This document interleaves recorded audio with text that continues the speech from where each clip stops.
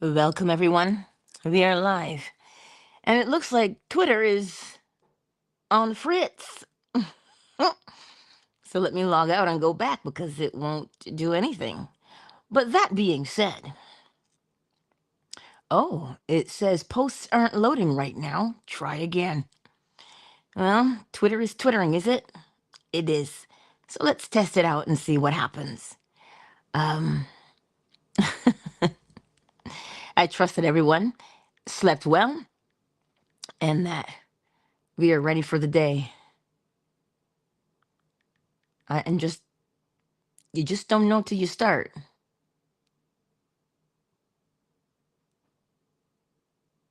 No, it won't load at all. Well, Twitter, my apologies. Twitter isn't loading for me today. But the topic is pause. You don't give up, you pause. And what do you pause to do, my friends? What do you pause to do? You pause to reassess yourself. Always. Who else are you going to reassess? It's just you.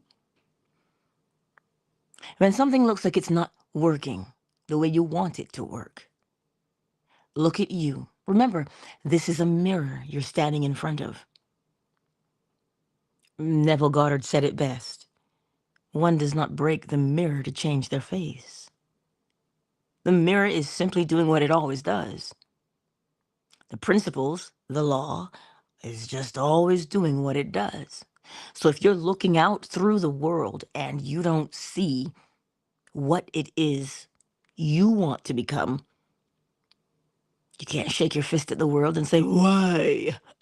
No, look at you and just, you ask, what am I not seeing here? Because remember, it is always about what is within. And the way that I've found that it is easiest, people say, well, I want this or I want that. But perhaps if we change it to I want to become, that may be a little bit easier. Why is that? Because to become something, you generate the characteristics of what it is and who it is you want to become. If people say, well, I want to be rich, yeah, that's nice. What are the characteristics? Well, I want to be secure. What are the characteristics of one who is secure? I want to be loved. What are the characteristics of one who is loved? There are behaviors. And when you know what those behaviors are, you rehearse. Why? Because we perform what we rehearse. It is not complex. One does not have to force things to happen. You make the choice. Just make the choice. That choice comes because of the attitude that you have, the mental attitude. And that mental attitude is what will bring about the actions all on its own.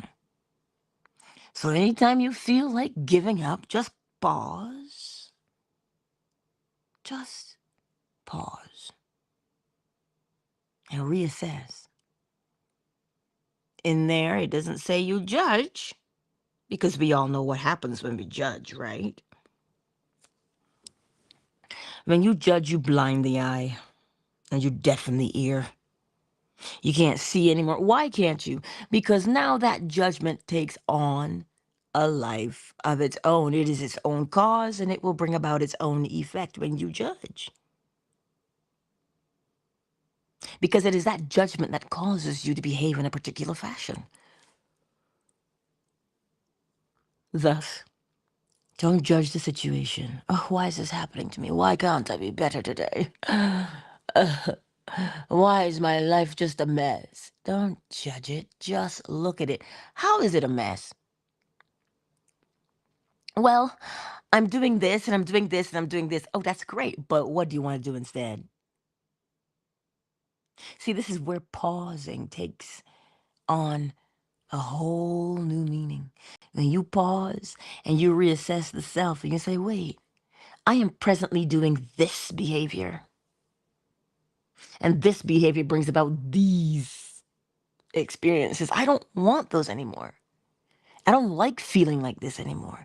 Great place to start. What would you prefer?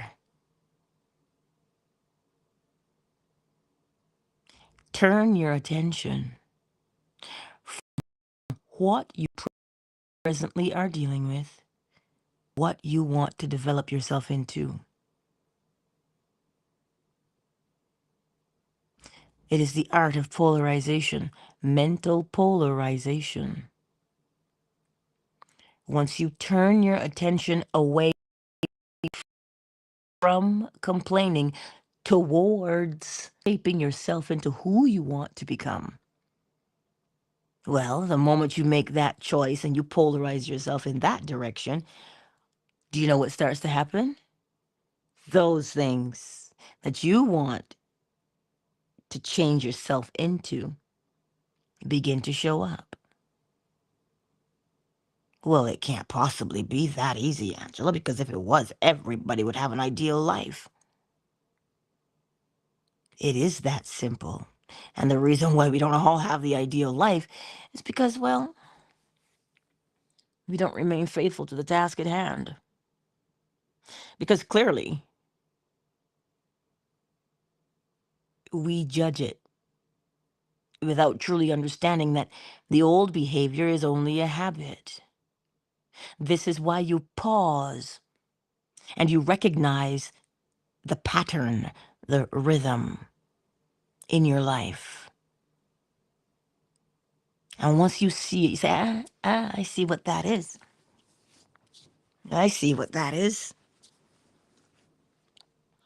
And then you turn your attention towards what you would prefer instead. So the question is, well, Angela, how long do I do that?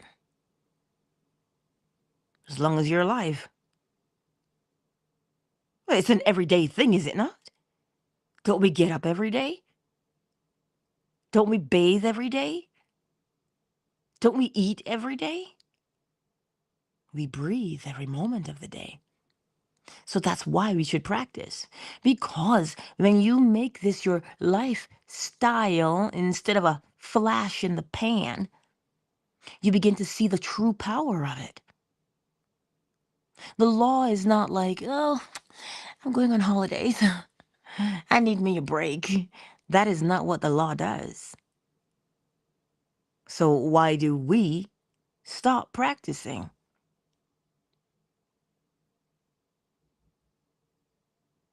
Why? We keep looking for techniques. There isn't one.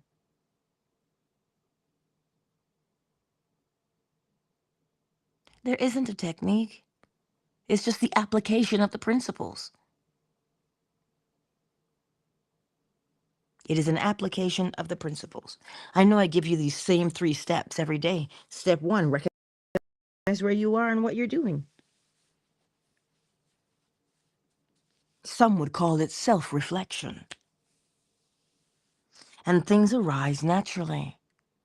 The thing to look at arises naturally. You don't have to go searching for it and trying to find it.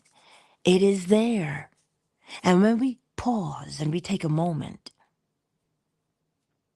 you just take a simple moment. Oh, but Angela, the way my ADHD is, the way my ADD is, I really can't just pause. But of course you can. You can scroll, you can pause. You poop on the potty, you can pause. You got to pause to do that, don't you? You think I'm kidding. You think I'm trying to be cute, but I'm not. There are natural pauses. Learn to use them to your advantage. When you feel the overwhelm, see, overwhelm doesn't just hit you. You feel it as it approaches. And when you feel the overwhelm approach, pause. Because you'll begin to see why you're overwhelmed. And when you see why you are, polarize yourself in the direction of breathing. You know there's techniques to breathing, right? But if you pay attention, you'll realize that breathing always follows the mood. You doubt me? Hear your favorite song come on the radio. It's because you're ready to dance. If you have a memory of something that made you anxious in the past, your breathing changes to match. So the breathing, you don't manipulate the breathing. When you pause, just sit and inhale and exhale. Inhale and exhale. Don't try and change the pattern of the breathing. Don't do any of that. Just sit.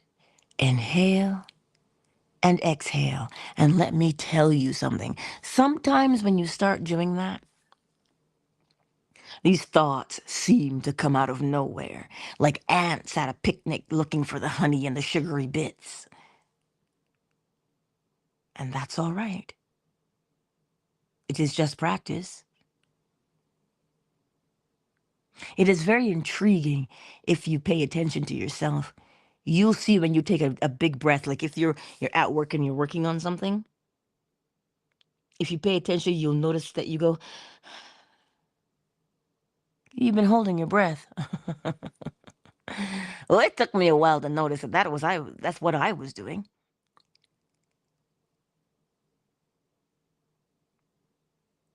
Yes.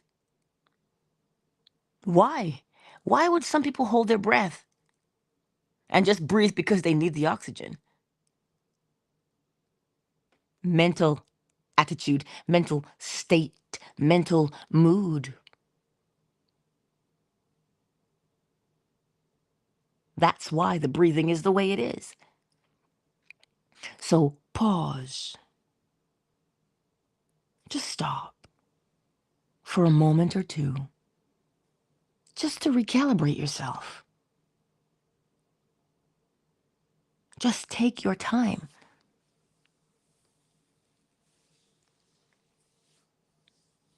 Just take your time.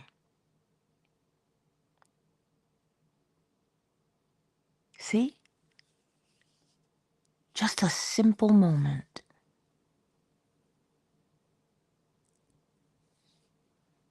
You can gaze out the window and just breathe.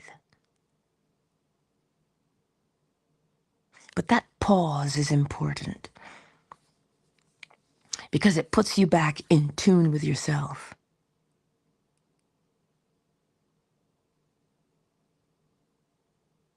You don't have to pause for a long time.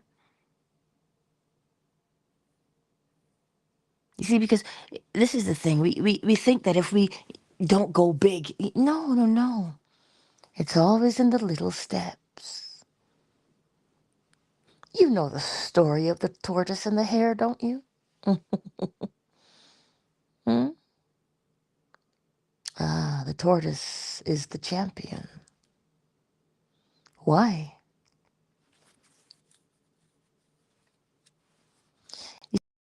The tortoise knew what it was. The hare knows what it is.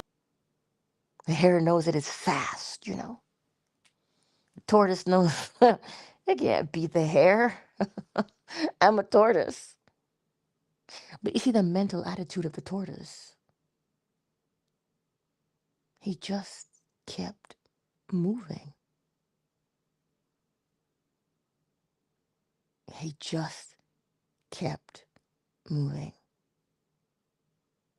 And between each step, because he's quite slow, between each step, there's a pause to get to the other step. He just kept moving. But you know what else he put on pause? His mental attitude. Which one? Oh, I'm just a tortoise. He put that mental attitude on pause. I'm just a tortoise. There's no way I could defeat the hare. He put that on pause. How do you know he put it on pause? Well, according to the story, he won. So he had to put that mental attitude on pause. He kept going.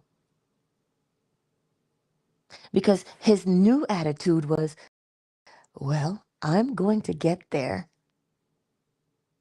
The finish line isn't moving, but I am.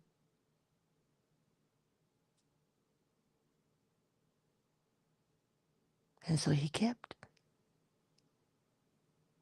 one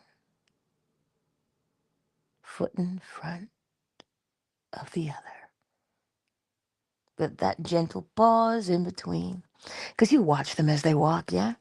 They pause with each step. They're absolutely beautiful, the tortoise. And he crossed the finish line. Why? You see that pause that we do to reassess ourselves? It creates discipline, you know?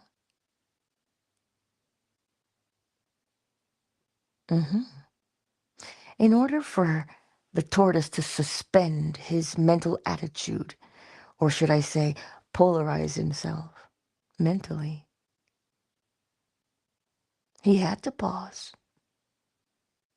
He had to reassess.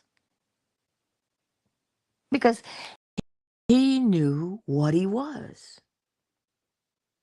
He knew what he presently was. And so in order to become what he wanted to become, he had to change his mentality. Because, you see, if you look out into the world, we see many hares, don't we? And we compare ourselves. So that's something the tortoise had to stop doing as well. Well, I'm not a hare. Of course, he knows he's not. But he knew what he wanted to be. He wanted to become someone who ran the race and finished. And in order for him to run the race and finish, he had to pause his present way of thinking. I can't sit here and tell you that as he was making his laborious steps, that at some point he didn't go, oh man, that hare must have won the race by now. What's the point of even running mine? I can't tell you he didn't have those. Of course he did. Which one of us doesn't? But he had to put it on pause. He had to remind himself why he was running the race. And he wasn't running the race because of the hare. He was running the race because of who he was and what he wanted to accomplish. So he stayed focused. And with one slow and steady step, he remained faithful to the end, which was to finish the race. But you see, sometimes we become like the hare. And we say, I got this in the bag. He's a tortoise. He's a tortoise. He can't beat me.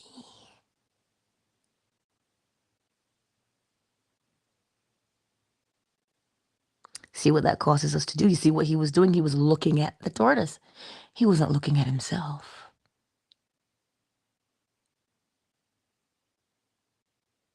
He ran the race looking at the tortoise. His mental attitude was towards the tortoise. That's why he thought he could stop and take a break. Because why? He was fast. In comparison, he compared himself, whereas the tortoise did not remain in that mental attitude. He said, "This is not about the hare. This is about me. And I am going to run because I choose to run. And I'm just going to stay focused. I may be slow, but in comparison to who? Nobody." You see, the tortoise and the hare has many, many facets that you can use to learn from. Comparison. Comparison makes us rest on our laurels. But if we pause to recognize when we're comparing ourselves and to stop that by recognizing who and what we are and sticking with that, instead of looking at the other person, "Oh, but look at what they have. Look at what they have. I don't have that. I'm not as good as them." Oh, no, no, no. Then you clearly need to take a moment and reassess why you do what you do. And then go back to the drawing board and do it again. We can learn from any story because the principles are at work in every single area of our lives.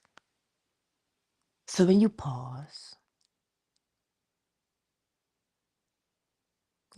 and you look at yourself and you're like, "Oh, am I comparing myself?" And just be honest with yourself. If you know that that's what you're doing, just own that and say, "Yeah, that's what I'm doing, because man, I just feel like I've been struggling forever and this person doesn't have to." You don't know. There's only one thing you know, and you are aware of it every day, and it is you. Look at the torment you go through when you compare yourself to someone else. Who's tormenting you? You. By comparing yourself to someone else. How can you reach your full potential when you keep looking at someone else and comparing yourselves to them? If you are going to look at someone, look at them. Are they focused? Are they determined? Well, adopt that mental attitude. So this is why we take our time and we pause. Just take your time. It's not magic. It's not new age. Oh, but Angela, shouldn't I pray about everything?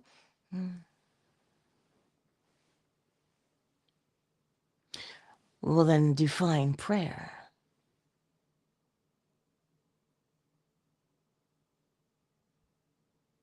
What is it? If not an honest desire that rises within you at that moment.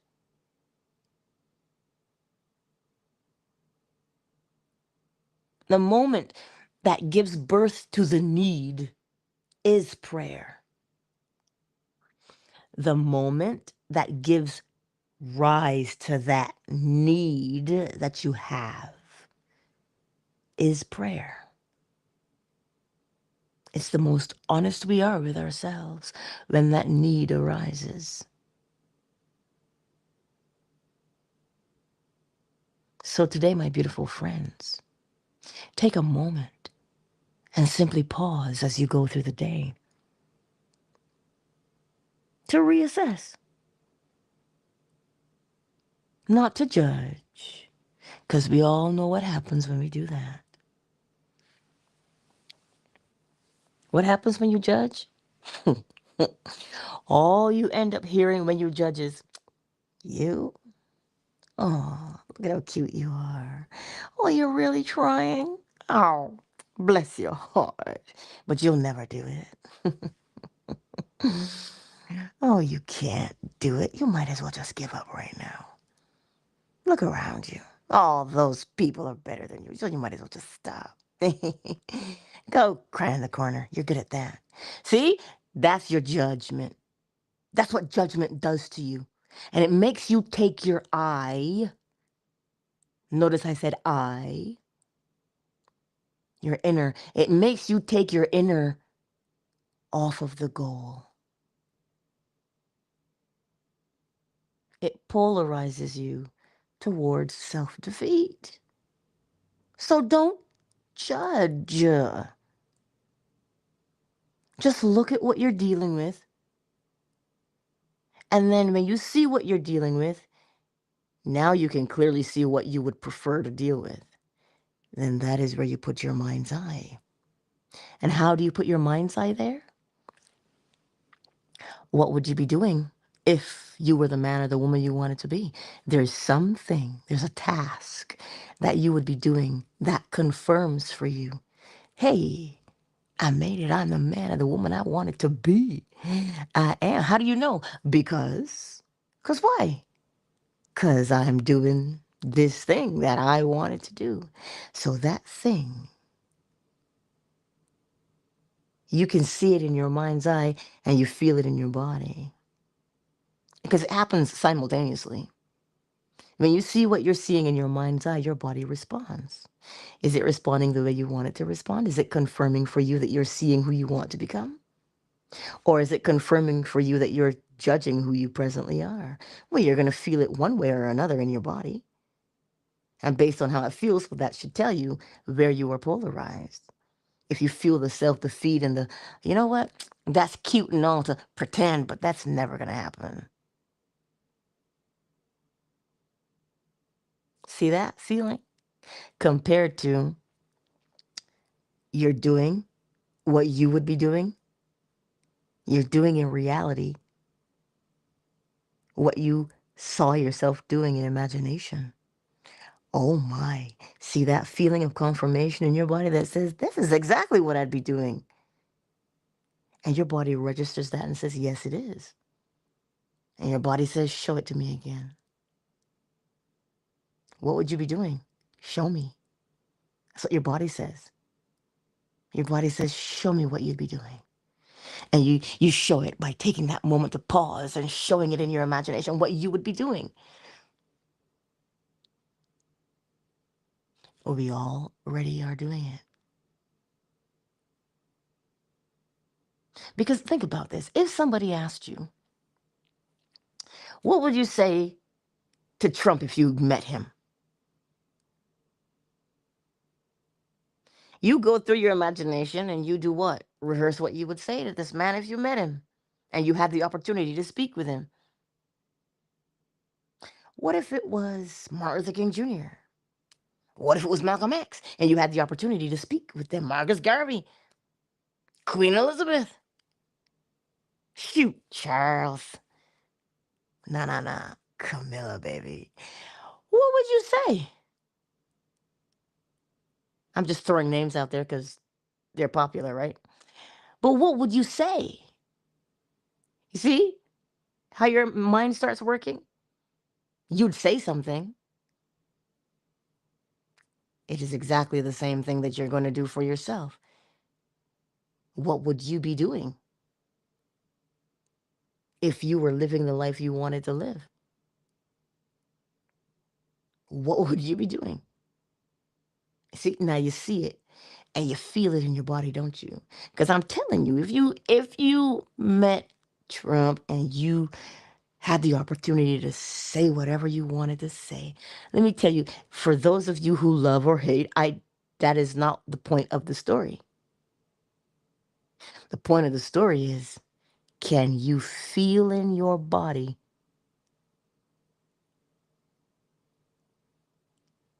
what you would say to him? Good, bad, or indifferent, whatever you would say, can you feel it in your body? That is exactly what we do on a daily basis. We see it in our mind's eye and we feel it in our bodies. And then that is what you rehearse. That is what you practice. Day in and day out. Why is that? Why do you practice? You practice because you want to get it how? You want to perform it how? The same way you practice is the way you will perform.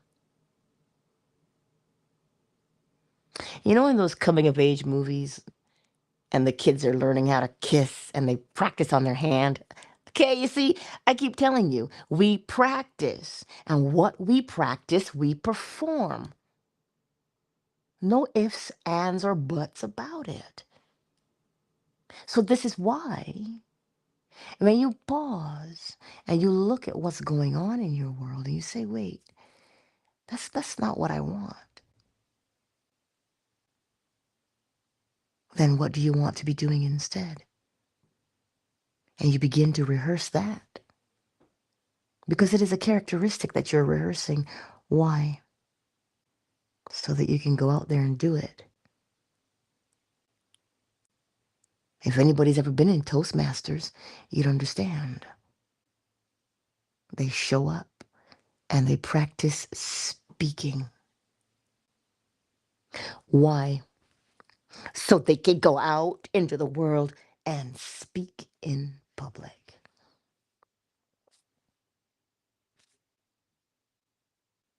So tell me again how using the principles is somehow magical or new age. It is not. So pause. Whenever you feel a way that you don't want to, just pause so that you can repolarize yourself in the direction you want to be in. Having the feeling you want to have, being in the mood you want to be in. And the more you practice that pause, you'll realize naturally that is what you will do all on your own now without having to remember to practice. You'll just do it. Why? Muscle memory. You practiced it so much that you just live it now. Well, that's why you're presently living what you're living, because you practiced that so much.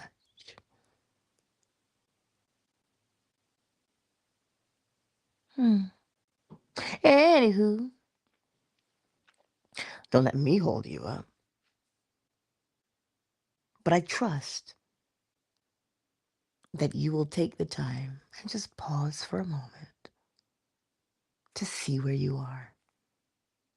And it happens naturally, you know.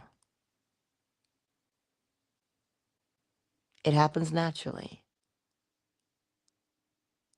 Because I'm sure as someone was lighting a candle way back in the day, that person said, oh, there has got to be an easier way to get light instead of fumbling for these matches in the dark.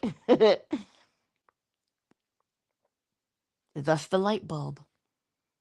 I'm sure somebody was walking and they said, oh, walking is great, but whew, I sure would like to get there a little faster. And out of that desire, you see, we think that we force desire when we don't. You don't have to force desire. It arises naturally based upon what you're living at the moment.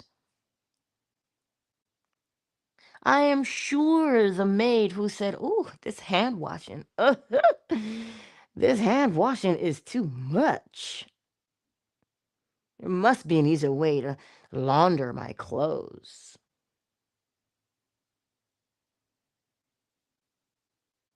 Indeed. It's kind of like the same person who said, "Whew, I got to pay all of this money to these people who cutting the sugar cane. Eh, there's got to be something I can do to make this more efficient." Thus, the machine sugarcane cutter was born. You see, as we live, a need arises right from where we are. That is the prayer in the moment.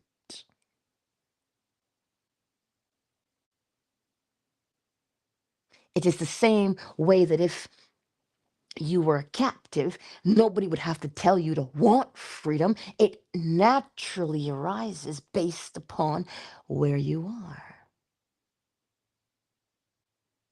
So, whatever you're going through today, a need arose right there. That is your prayer. And as that need arose, you saw what it would be like to be living in that need fulfilled. You saw it. You saw what would make your life better right there in that moment.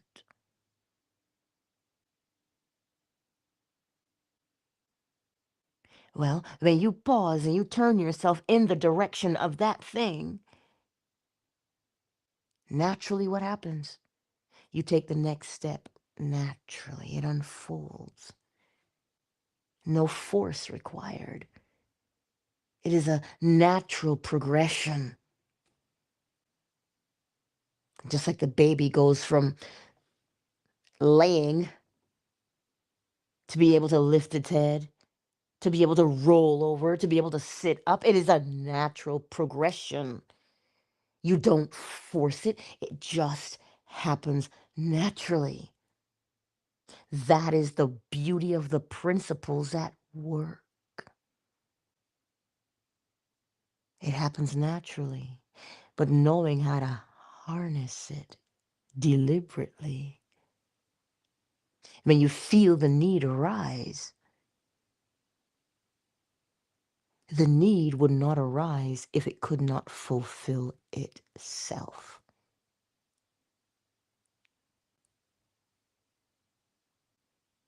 So the need arose, and you have to accept the fact that need arose.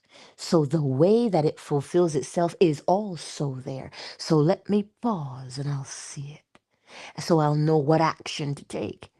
Because the action you take is based on that need that arose naturally.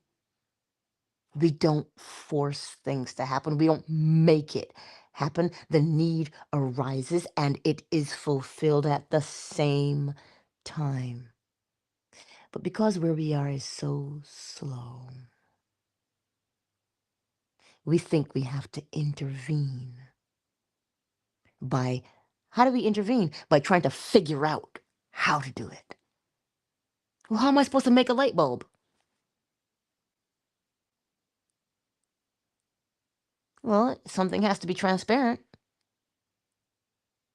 And you know that you strike a flint, you strike something against the flint, and a spark happens.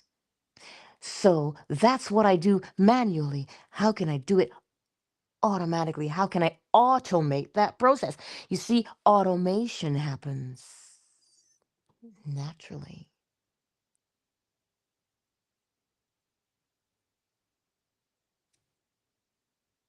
And then because that desire to fulfill it will be there all on its own. You don't have to force it. All they did was pause. I forget the name of the man who invented the filament on the inside of the light bulb. Because he realized that the candle sustained the wick.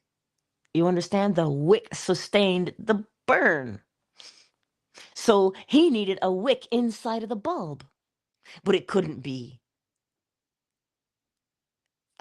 fabric because he's not dealing with a candle. So if he's dealing with mechanical things, he's going to need something metal so that the bulb sustains the light.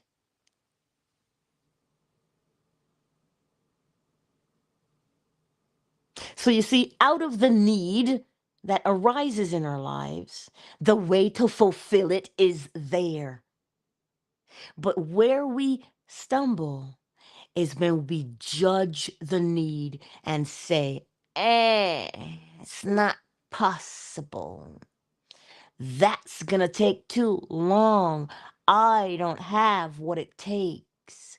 Instead of pausing to assess the situation.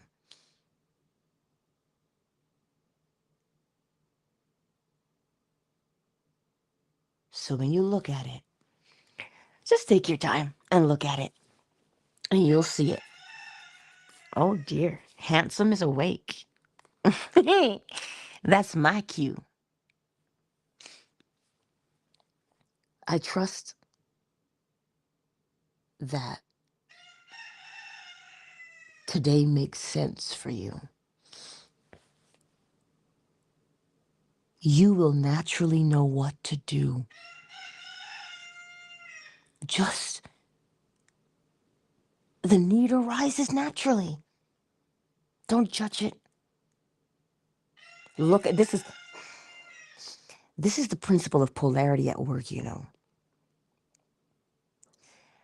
Polarities is showing us where we are and where we want to go. And this is why I don't even know why the light bulb came to mind, but it did. Naturally, it came to mind because if you're looking at the candle and the light bulb, they're one and the same. The candle and the light bulb are the same. They look like they're different, but they're the same. You have this wax, which is a container, and then you have a wick, and then you have the match and the flint to strike the match against, light the wick. You have a bulb, which is like the wax. You have the filament, like the wick. Now you need that spark. When you flip the switch, there's a spark that happens. They're one and the same. So he saw where he was, candle, and he saw where he wanted to be, bulb. He just knew sustained light. Say for sustained light. If you were growing up in the Caribbean, especially in hurricane season, we had kerosene lamps. It was made of glass, like a bowl, you know, and you put the kerosene in it, and then a cap that had the wick on it that went into the kerosene, and then a chimney on the top so that the wind couldn't get to the flame. And then you had a handle by which to carry that kerosene lamp. So you see, at every turn, they moved the candle from the wax to something. And if you look at the progression of it, you will see how it led you right to the light bulb. It was inevitable, the light bulb. How did he know what to do? Because he saw where he was. He saw where he was with the candle, and the candle worked for that time. So whatever you're going through right now is the candle in your life. It is. And it seems rudimentary right now because you want to progress.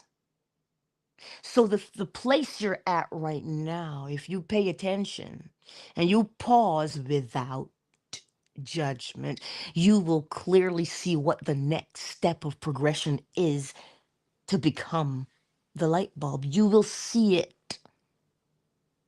That's why I tell you, do not hate where you are and what you're going through. You use it to see where you will end up because it has a very clear pathway, and that pathway will show itself as long as you observe it. That's why I say to you, you are never stuck in a situation. You're stuck when you judge it. But if you just look at it and you see where you are, that's why I tell you, acknowledge where you are. Because it is in the acknowledgement of where you are that you will begin to see what to become. Naturally. And that's how you use the principle. The principles tell you when you see what you are, you can see what you want to become, which would be polarity. Looks like there's two opposite things there, but they're not. You're just moving through the stages of becoming. And so you know now that where you are, you will become what that thing is that you see in your mind's eye that you want to be. It is inevitable for you to become it. You're going to become it. Just pause and don't argue, don't fight, don't struggle against. Just observe and you'll see the next step to take. And what you'll know is that you don't have to hope for it, because you'll know, I'm moving through this stage. I'm becoming. So to become, we don't give up. We stay the course. And what is the course? The end result is the course, which is the light bulb, to make light sustainable and safe. To harness light is all he did. So you and I get to harness the principles by looking at our lives and saying, "Ooh, I see where I'm at. I can see what I want to become." And you hold fast and you polarize yourself to what you want to become instead of complaining. Because remember, the complaining is a judgment. It is inevitable. The outcome is yours. The outcome is yours. The principles tell you that. The principles guarantee it. The all is mind. The universe is mental. To change the physical, you go to the mental. Now, if you're a Bajan and you're listening to that, we have a place in Barbados called the mental. Exactly what it is. It's the madhouse, right? Well, so that's what they call it. That's what you call it. You go to the mental, eh? But I digress. Mental means mind, awareness of self. So you go there and you know. You don't hope. You know that the principles are telling you. Every cause has its effect, and every effect has its cause. And so long as you see who you want to become, you've now become the cause. And the cause of what you see yourself becoming has the effect of you becoming it. The principles guarantee your success every single day because they're successfully at work every day. The principles. So you see, the principles give you confidence. They do not give you false hope. Maybe it'll happen. Principles don't do that. The principles tell you, as within, as you see yourself within, so must you do on the outside. They guarantee it. So who do you see yourself as? What is that thing you'd be doing that says, "Ooh, I am who I wanted to become"? What is that? What is that behavior? See that behavior, rehearse that behavior, and it is inevitable that you become it. The principles are not a snake oil salesman. It is what it is. You plant corn, you don't reap tomatoes. What you plant, you reap. You know this for cold, hard fact. Well, take that seed from the dirt and form that mental seed, which is an idea, masculine. Plant it inside your mind's eye by seeing what you would become, and the seed grows and bears fruit. It happens physically, it happens mentally as well. As above, so below. Anyway, I trust that it makes sense to you. I'm saddened slightly that Twitter is on the fritz today.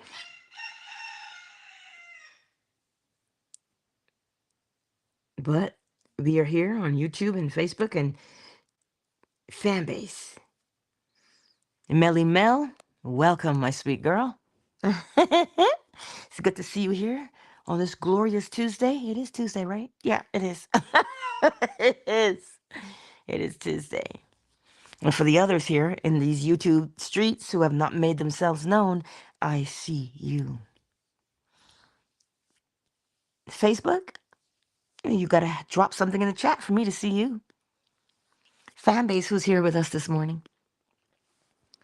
Big Mike is in the house. Casey, my sweet, is here. Ray Ray is in the house.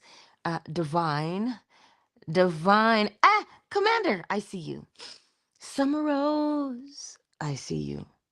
Michael, I see you. Welcome, everyone, and thank you for being here on this glorious day. Forgive me for nattering on a little long this morning. Yikes. 50 minutes as according to YouTube. 50. Yikes. But I trust that it makes sense to you today and that you will apply it. Where you are right now is the candle. The inevitability is sustained light,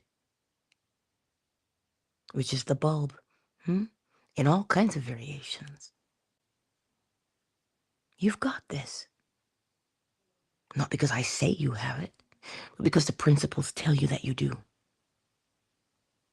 And if you look around you, you will see the principles at work every day. We'll bring it up from in the world and put it in your mind's eye. As above, so below, as above. What you do below, you can do mentally above. And that's why I love you.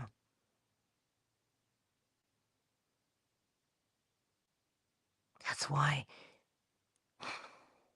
you can walk through anything and know. You can know that you've got it, not because you're hopeful, but because you know.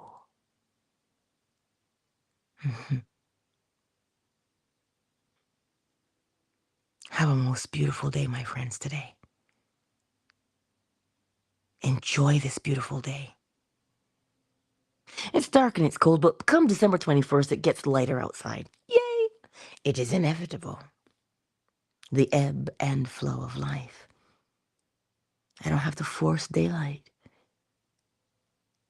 It ebbs and it flows depending on where you are in the world.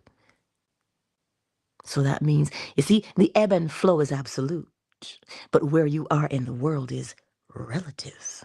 Oh my. How so relative? I'm in the northern hemisphere.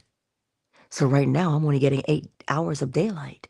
That is relative. The ebb and the flow are absolute. I will get daylight, I will get darkness. But it is relative. If I am in Alaska, I am only getting night right about now. No daytime, just light for nighttime. Get the night light, baby. And in the summer in Alaska, I don't get any night, I just get constant day. So it is relative. But the ebb and the flow are still there. How so? Well, the ebb is winter, all night darkness. All day, all night is just darkness. But come summer, you get all day. Ebb and flow are still at work, but relative, depending on where you are. So you see, the law is always on. Anywho, I could go on, but I shall not. I gotta go and get ready for work and feed my Roo and Hen. And she did give me a lovely egg yesterday. And when I get her eggs, I'm hard pressed to eat them. There's nothing wrong with them. The reason why is because I cherish them so much. And I have such a respect for what she does. And I'm like, oh, you made this for me? Listen, she's going to make that egg either way. But she made it for me. And every time I see one, I say, oh, thank you. And when I catch her, I kiss her and I say, thank you, lady, for your little egg. Because she's so sweet. And I just appreciate that egg so much. And I savor it. Because that's what I'm going to have this morning. A homegrown egg. No, there's no baby in the egg. It hasn't been fertilized. So, Anywho, thank you for being here. Truly. Love of my life. You know what? That song just went through my head. It just did. Anyway, thank you all for being here. And as always, you can slide into my DMs if you've got questions. Okay? Peace out, everybody. I'll close all rooms at the same time because it is 6 a.m. and I gotta be out the house in the next half an hour. I'm mostly ready because I got ready before I went live. So I'm just doing the final touches now. I do love you, though. Thank you again for spending this time with me, because I know it is early and challenging for some of you to be here. And for that, just like ladies' eggs, I have such a respect for you for being here. So thank you. Thank you all. Peace out.